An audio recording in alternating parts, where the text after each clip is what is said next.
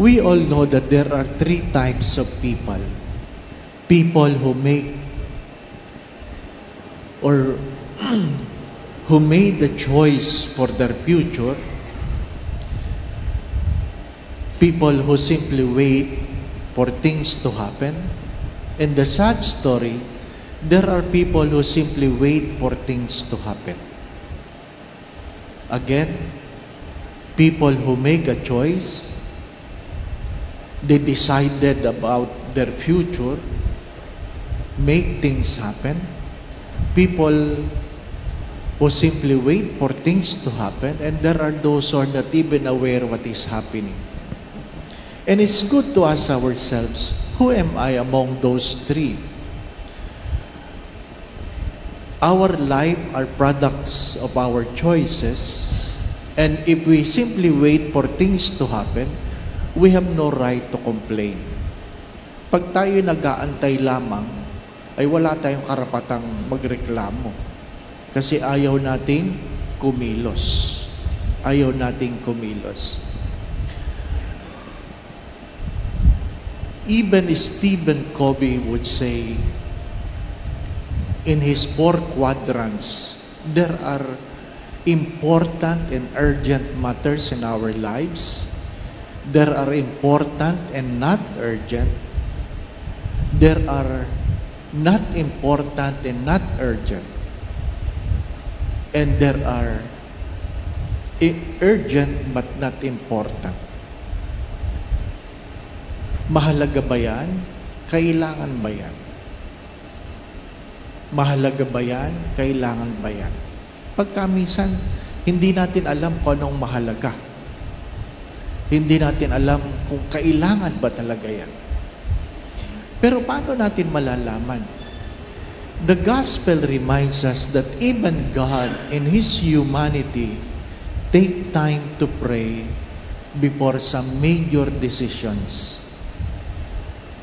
Kung inyo po pinakinggang mabuti, nagsimula ang pagdarasal noong gabi hanggang kinabukasan.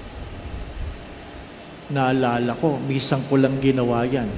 Alas 8 ng gabi hanggang alas 4 ng madaling araw, nasa Blessed Sacrament ako. Hindi nagtatanong sa Diyos kung anong dapat kong gawin, kundi nagre-reklamo ako sa Diyos. Ano po? Nagre-reklamo ako. January 15 or January 14, 1995, because I asked the Lord, Lord, I want to kiss the hands of the Holy Father for my birthday. And the late Archbishop Oscar Cruz said, you will not be able to do it. Ay, nagreklamo ako sa Diyos. Magdamag. Magdamag. Ano po? Pwede yun. Sa sama ng loob. But God spent time before His Father, before choosing the 12 apostles. He is making a choice not only for Himself, but for the future of the church. For the future of the church.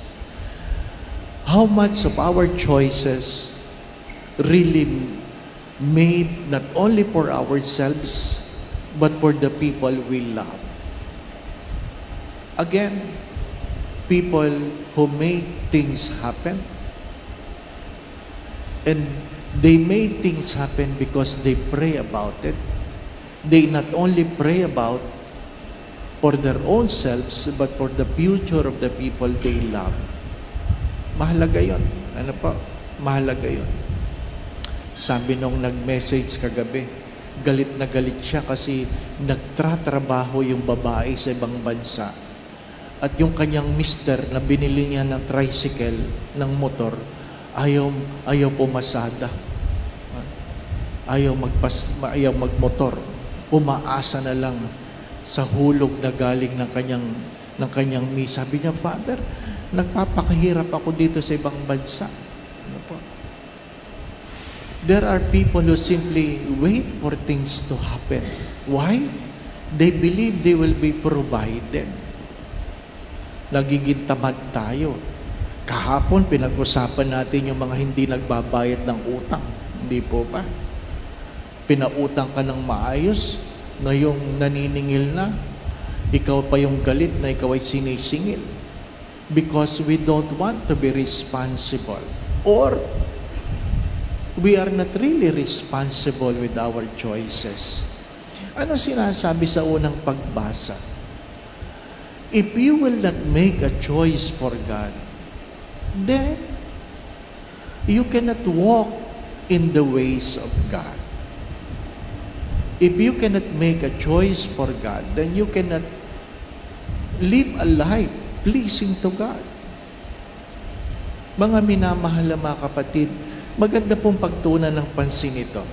Pag ako po ba'y nagdadasal, ang akin po bang pagdadasal ay, Lord, bless mo naman itong aking ginagawa. Or, Lord, tulungan mo naman ako na magawa ko ang bagay kong dapat gawin. Magkaiba po yun. Kung inyo po titingnang mabuti, parang parehas lang. Pero magkaiba.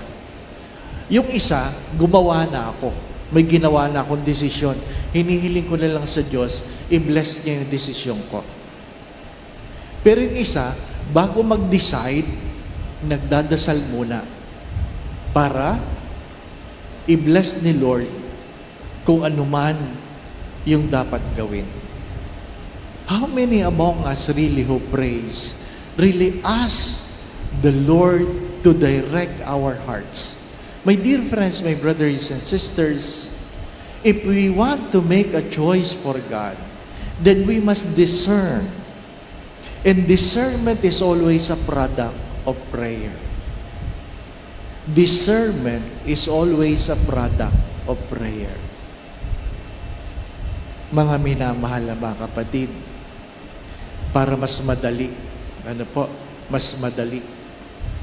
Halimbawa, kakain ka ng almusal, meron kang choice. Ang alin? Daing na bangus ba o corned beef? Parang gandi pa ba? Tapos, kung hindi daing na boss, kung tapa. Ibig sabihin, umu-order ka, di ba? May choice ka. Madali lang yun. Hindi mo naman kailangang magsimba pa para sa, Lord, ano bang breakfast ko ngayon? Hindi naman ganun yun. Hindi pa ba na? Hindi naman life-changing yan. But there are choices that we really need to pray. Lord, mag-aasawa ba ako? Kung hindi ako mag-aasawa, ano ba mangyayari sa buhay ko? Magsisilibato ba ako? Magmamadre ba ako? O hindi talaga ako mag-aasawa? There are major choices in our lives. But the sad story, my dear friends, my brothers and sisters, is that many of us don't want to make a choice. I repeat, many of us don't want to make a choice. Hindi dahil wala kang choices, ayaw mong magdesisyon kasi takot kang magkamali. Yun ang malungkot na kwento. Many of us simply wait for things to happen because we are so afraid to make a choice. We are afraid to make a choice because we are afraid to fail. We are afraid to fail. Ayaw natin magkamali. Mga minamahal na mga kapatid, whether you like it or not, heaven is a product of a choice, not simply a consequence. Amen. Para lang mas malinaw, 35 years ago, I discerned for my vocation, and 35 years ago, I heard God said, hindi ka mag-aasawa. Hindi ka mag-aasawa. 35 years ago. But, 5 years after that, 30 years ago, umibig ako. Na-in-love ako. So, nakalimutan ko yung usapan namin ng Diyos na hindi ako mag-aasawa. Kaya lang nung malapit na ang kasalan, hindi ako mapalagay. I'm bothered. There was no peace. So, I come again to the Lord in prayer. 1 month yun. Hindi lang magdamag, 1 month. 1 month, I've been asking God to bless my marriage. Mali na yung prayer. Kasi sa simula, di ka mag-aasawa eh. Pero, on the last week, parang sabi ng Diyos, total buo na ang loob mo. Sabi ni Diyos, then make a choice and I will bless it. Make a choice and I will bless it. It's enough for me that you sought what I want. Doon ako natinag. Ano? Ibig sabihin talagang may pinagpipilian. So, I told my fiancé that I will enter the seminary. Ibang kwento na yun. Ano po? I entered the seminary. And this year, I will be celebrating my 25th sacerdotal anniversary. It was a product of choice. Thank you. It was a product of choice 30 years ago. 30 years ago. Was the choice, was it easy? The answer is no. What I'm trying to say, when you made a choice for God, regardless of the many misgivings, regardless of many trials, you will still be blessed.